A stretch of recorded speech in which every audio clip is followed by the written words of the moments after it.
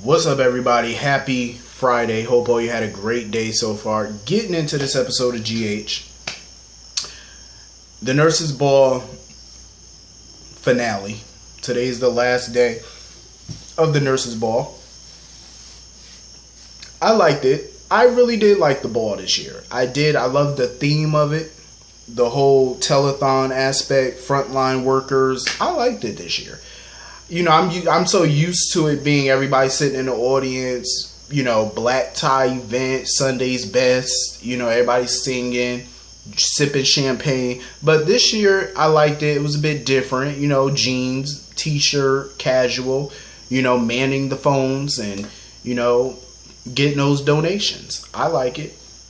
I thought it was pretty cool. I thought it was, you know, very well done. Now, Brooklyn was so stupid. Why would you confront her when you know she's psycho? You know she's dangerous.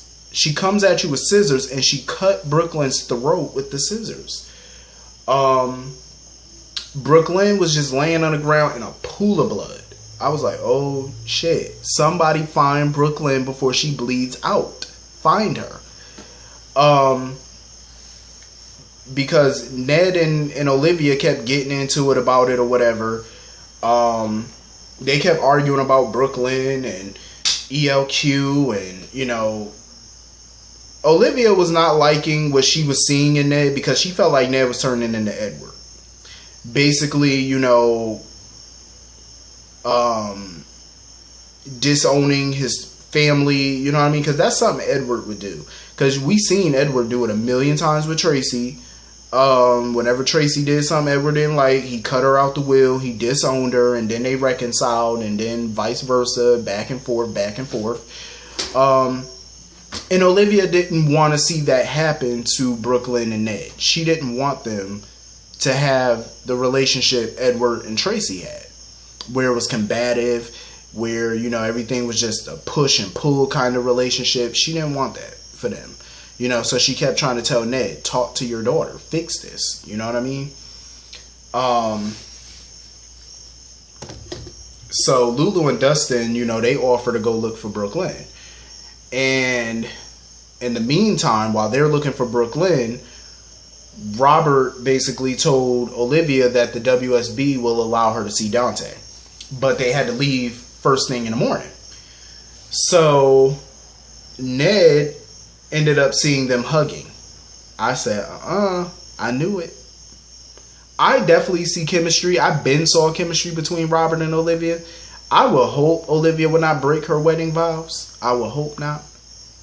You know, if her and Ned decide to break up amicably, then I think, you know, her and Robert should probably hook up. But I don't want her to be messy. I don't want her to do that. I don't. Because I really do like Olivia. I feel like she does have integrity about her. And I just don't see her cheating. Not to say I wouldn't put it past anybody, but I'm just saying I would hate to see her do it. I would really hate to see her do it. That would be, nope. I don't want to see her do it at all. So when Ned confronted Olivia about it, she basically told him what the conversation was about. That Robert was telling her that the WSB is going to allow her to see Dante. And they got to leave early in the morning. And Ned, of course, wanted to go with her, but she was like, yeah, she got to go by herself. Because Ned is not allowed to go with her. Because, you know, the WSB facility is very restrictive. You know how that is. So Ned is not going to be able to go with her. So Lulu and Dustin end up finding Brooklyn passed out on the floor. They find her knocked out on the floor. So, of course, Lulu, she ran to go get Ned and Olivia. They call 911. The ambulance show up to come get Brooklyn out. See, this is why Olivia kept pushing Ned to reconcile with his daughter, because life is short. You don't know what the hell can happen. You're here one minute, gone the next. You know what I'm saying? Now, God forbid, but say if Brooklyn dies, Ned will be kicking his own ass for years to come over it. Because you know how much guilt that man would feel? He kicked his daughter out the family home, Monica's home. I just had to throw that in there. Like, you kicked her out of Monica's house. You basically disowned her. and now she's laying on the ground with her throat cut. I said cutthroat. I meant throat cut. With her throat sliced, and she's on the brink of death. Like, reconcile with your daughter, because if your daughter pulls through this, which I think she will, of course, but when Brooklyn pulls through, I think Ned should, open the lines of communication and forgive his daughter. Now, I'm not mad at him for being disappointed in her, because he still has that right. I know I would still be, but as far as disowning her, I wouldn't go that far. You know what I'm saying? That's still your child. She's always going to be your child. You helped bring her in this world. So it's like you can't just easily disown your own kid. Some people can. Don't get me wrong. Some people have no problem with tossing their child to the side and never speaking to them again. I think that's foolishness, but it depends on the crime. It depends on what they did now.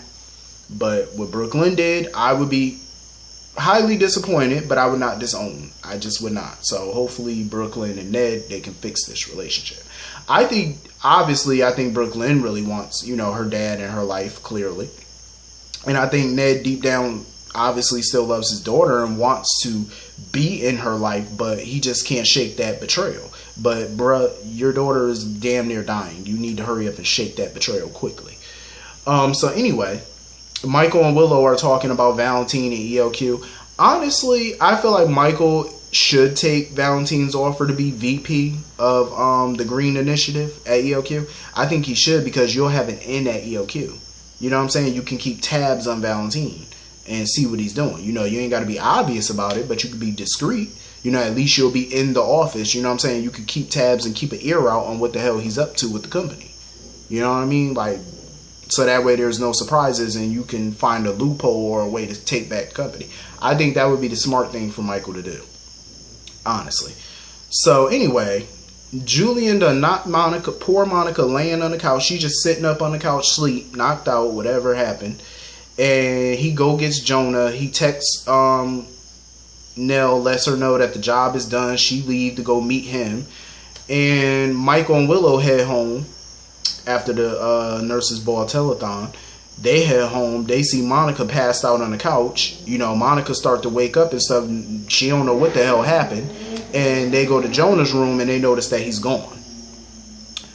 That's like the worst fear for a parent, to come home and their child's not there.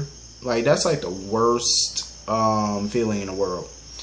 I heard, because the baby Jonah scenes and stuff like that when he was sleeping in the crib, I heard that they filmed that at the real life actor, the child's home. So that way the child wouldn't be on set because of COVID.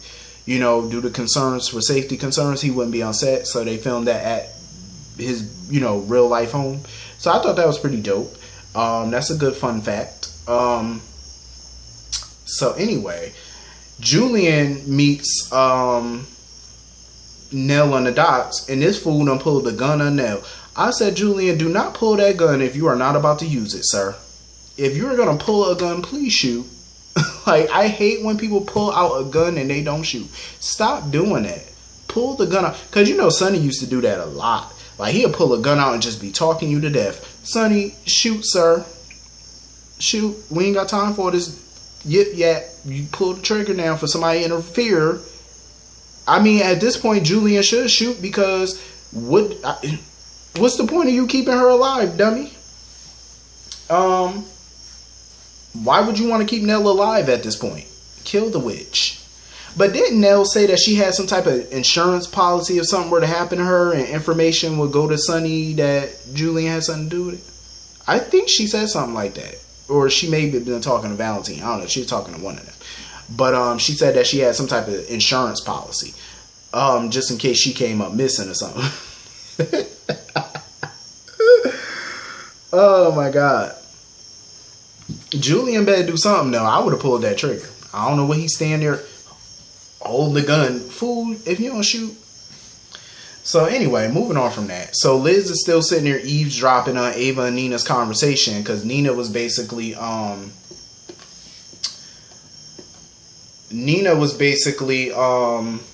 chastising Ava for messing with Franco and Elizabeth's marriage, and Ava was denying that that's what she's doing. I'm like, yes, you are. You are totally trying to do that. You are hoping Nicholas sleeps with Elizabeth. That's exactly what she's hoping for. And, she kept denying it and stuff. And Nina was also accusing Ava of looking at Nicholas like there's something brewing or whatever. And of course, Ava kept denying it. Ava, you're not fooling nobody. Like, people know you a little too well. They know when you plotting and scheming. You're not that slick. You're slick, but you ain't that slick. And Liz is just sitting there listening to the conversation. Just sitting there listening and listening and listening. I don't blame her though. So anyway, Elizabeth went to Franco or whatever and basically told him that Ava's playing games with their marriage. And Franco sitting there talking about it's Nicholas that's the one playing games. Franco, they're both playing games. Ava's not that good of a friend to you. Trust me, she's really not. She's plotting because she want that fortune. She want to get revenge on Nicholas. So of course she's hoping that he seduces your wife. And currently it looks like it may be working until Elizabeth heard that conversation. But my thing is, they're both playing with y'all marriage. It ain't just Ava, it's Nicholas too. Nicholas is playing it too. He's trying to play on Franco's insecurities and stuff like that, hoping that Franco will sleep with Ava. Get mad enough and heartbroken enough to go turn to Ava. That's exactly what he's hoping for. Like, I don't know why you're not seeing it. Because he always want to think the best of Ava all the time. I'm like, you do know who Ava Jerome is, right? Like, yeah, she's your friend. But, come on now. I wouldn't put nothing past that thing. Absolutely nothing. I would not put nothing past that woman. She's as lethal as they come. So, Franco, open your eyes, buddy. Your friend is not really your friend. Might want to listen to your wife on this one. So, anyway, Anna and Valentine bump into each other or whatever. And, you know, she, congratulates him on a great performance that he did at the ball, and he congratulates her on becoming a grandmother, and a grandmother again. When the hell did Anna and Valentine get so friendly? Like, I knew they started to get cool, but I didn't know they were this little friendly. I'm like, okay, y'all buddies now. I'm starting to think, I don't know, like Anna she just rubbing me the wrong way right now. Like, are you really Anna or are you Alex? I just want to know. Like, who are you? So anyway, Anna gets on stage, grabs the microphone. She gets on stage, She thanks everyone for their generosity and their donations. And she talks about how the ball is special to her because of Robin. And Anna talks about all the frontline workers who put their life and their health and everything at risk every day. And how important they are. Her speech was very touching. It was very true. It was very beautiful.